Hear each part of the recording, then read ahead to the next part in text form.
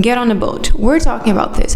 Why does everything nowadays feel so performative, so fake? The smiles, the miles, the milestones, the miles traveled, the miles ran. Like you're trying too hard. Just stop, man. Just stop. I beg of you. Just stop. Just recently, I had the pleasure of getting married to the man of my dreams, and it was amazing. It was all sorts of dreamy for a girl like me that always wanted to get married, and at the same time, it was nothing that I expected, but everything that I needed. As I just said, I always wanted to get married. I always wanted the big fluffy white dress and the big wedding and all of the guests and just a big party overall. You know, like everything that comes with it, the professional makeup and the hairs and the perfect shoes and the pictures and like this all out type of thing. At the same time, I'm a very logical person. I started checking the prices on everything because everything does come with a price tag. I mean, I was just not ready. I'm sorry, I was just not. And I started looking around me and everyone was like throwing this big wedding. I'm not even just social media. I'm talking about family and friends getting married in the same couple of years. How can they afford that and I can't? Or I can if I just get in debt and I just like wipe out all of my savings account, and I'm just like, this doesn't make any sense. Like I have to I have to make a quick call, a quick decision, and I have to start doing it right away.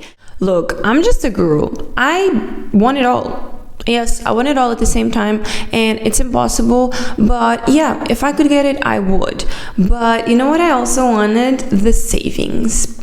Yeah, I wanted the spare money to keep going and doing my life after the wedding, you know, like actually keeping the marriage and the household and whatever comes after that. So I just had to make a decision. Like we just started looking at things and be like, okay, this one goes, this one stays, and we just have to like be brutal and cold-hearted about it. Gut-wrenching, yes. Wise, I sure hope so. I'll let you know in the future. But yeah, so this part actually came easy. Again, I'm logical. I knew like we couldn't afford everything at the same time. The decision just started coming like really fast. But I was just not expecting something that happened, which is what we're getting into right now. I was not expecting feeling the jealousy that came with it, the comparison. The influencer wedding, they went all out, no budget, and I was jealous. I was not expecting to feel like this affected by it. I had to stop and ask myself, who is this for? Is it for me, for us as a couple? Is it for other people? Okay, who's other? You know, like who are the others that I'm trying to impress? Is it my family, or is it, you know, like acquaintances, people on social media, family, like friends of a friend? Because if I'm trying to impress the wrong people, then that's the answer. Like you have to shut it down. We live our lives for reels, we give our speeches for followers, but what happens in the quiet of our home where there's a real audience? It's just so ironic to me because we put so much effort in impressing and living for the world, but we forget that we're living in our own mess, in our own corner that's messy and it's imperfect. There's so much that we just like keep and quickly point fingers at someone else because it's just much easier to distract ourselves from our mess by looking at others. We judge the new generation for being too demanding with their workplace or their job searching, but we also forget to ask ourselves, are we satisfied? Are we happy with our own situation? We say Democrats are becoming too radical, and we also look away at Republicans just being so forceful with imposing their own views and sometimes even religion onto others. And it's pure chaos out there. It's a catastrophe we keep feeding on, because what's easier than fixing a little home? It's pointing at someone else's. We're just a bunch of prideful people, which is quite ironic, huh? We are so quick to measure our success, but as long as that's measured against someone else's. It means nothing if we're achieving A, B, or C if someone else is not also measuring up to that same ranking, right? All we do, all we think, all we dream of is always measured by the world's standards and expectations. It's a pure performance we're putting up for the world. Basically, the world is a stage, and we're actually playing an active part in being part of this ongoing mess, to be honest. Take college, for example. There's a lot of videos emerging right now of people questioning and analyzing the situation they're in, including their decision to go to college, what major they actually majored in, and the amount of debt they're completely stuck in. They start asking themselves, was it a necessity to go to college? And if you're super honest with yourself, it can be yes, if it was a technical degree. Let's say if you're a doctor, a lawyer, even a teacher, maybe a nurse, and so on, an engineer, you have to have a technical training for that in education.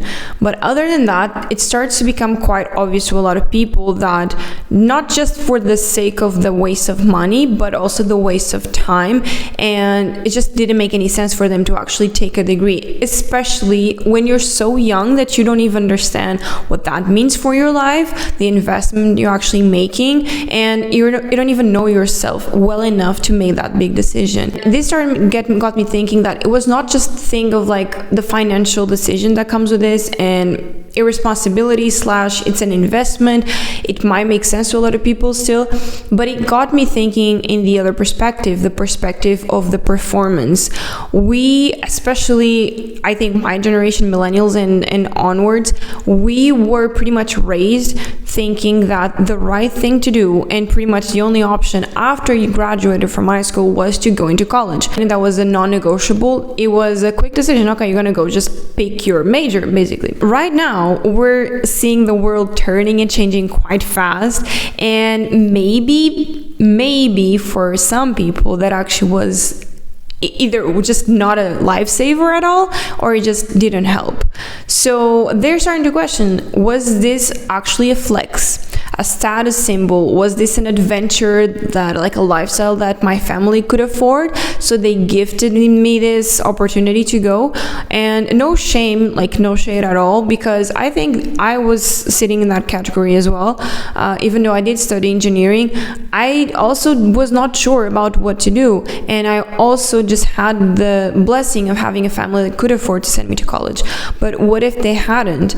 You know, like sometimes when we're stuck in a different setting, like we don't have as many options, I think this is where our brains actually go and sit and like you really like analyze things logically, and you go like you balance things out and you see like, does this make any sense at all?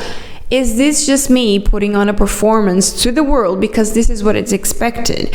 And, you know, it's always something that the parents are so proud of. Oh, yeah, like my kid went to college and he's studying this or whatever. It's almost shameful, I would say, nowadays to say you don't have a higher degree or higher education. This is another example of this sick society that is constantly performing, and sometimes we forget to even ask why.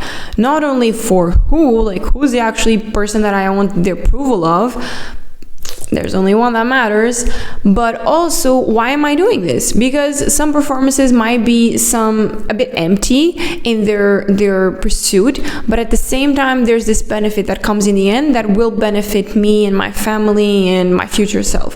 I agree with that, but I think we stop asking ourselves why we're even doing these things.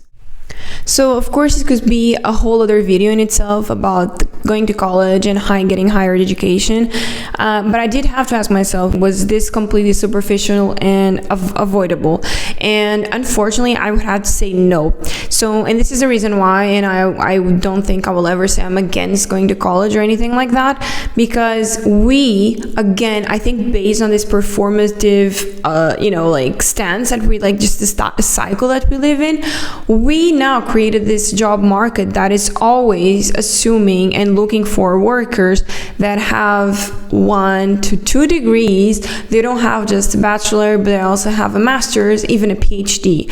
So we're now basically setting the expectations much higher because we've normalized everyone having the degree. I think we started as a performance. We started as this like measuring stick, like who's the best one, and like I'm performing for this audience. And now we've completely raised the standards, and for someone to be hireable, as a worker, you have to have much higher degrees, much more experience, this whole other persona on top of it, because the competition just got even tougher.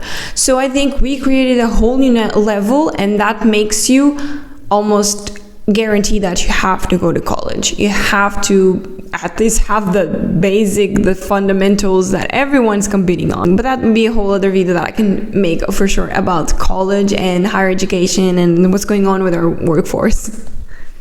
Finally, I had to ask myself, was this performative stance that we live on completely unavoidable? Is this necessary? Is this just a human condition that we can just not run away from? Even if we strip like all of the social media realm and we don't live for it, if you don't, congratulations, that's amazing. We're just like living our normal lives and our very like quiet, low maintenance lives.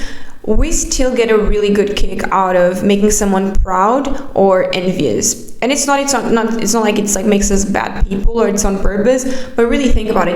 It's in our human, obviously flawed nature to appease to someone. We want to make our parents proud. Like all of us live for those moments where our mom and dad say like, we're so proud of you, and we just like prove them wrong because like we show them we were actually capable of something that we achieved. Just like when we're, like seeing someone else getting ahead of us in life, even if it's in our close circle, we get this mixed feeling of like we're really proud of them and really happy for them, but we cannot help but think, when is it going to be me? Or can I do that? Or why them and not me? And we don't do it on purpose, and we should repent for that, of course. But what I mean to say is that I think this comes from our ego, and it's just maybe something that was a healthy amount of ego that we had as humans, and we obviously will continue to have, and it just like exacerbated and turned this into this megalomanous like ego driven lifestyle that we just like completely lost the thread, basically. My final question is, will the next financial collapse lead to a complete rupture of the system and a comeback to more traditional values? Will it cause a surge in meaningful work, meaning that we have to stop performing, we have to let the mask fall off and actually turn inwards and look for what actually makes sense for us and is according to our purpose and meaning in life? Because what happens when you just cannot afford to keep on performing? We cannot afford to keep on pretending that you are someone else other than who you are and what you have. In that case, will this recession, this financial crisis, completely cut our egos and make us come back to actually the simple life? Making very thoughtful, meaningful steps towards our future, because now everything is controlled and limited because we cannot afford to fail. Let me know in the comments if this makes any sense, and if you also think like this, if this is a perspective that you had considered before. Actually, doing this video and prepare for this made me go through like different avenues and watch different videos and like have different feedbacks, and it did kind of raise some questions regarding the current job market, and of course the higher education I mentioned, and the financial crisis we're, I think, about to live and go through again. Now as an adult, some things start to make more sense and connect in ways that I never considered before, and also I find it interesting to connect all of that to just how we are as humans. And I think this is, like I mentioned in my previous video, I think it's just a cycle we're bound to repeat in some ways, just because we are humans, we are flawed, and there's only so much you can improve on.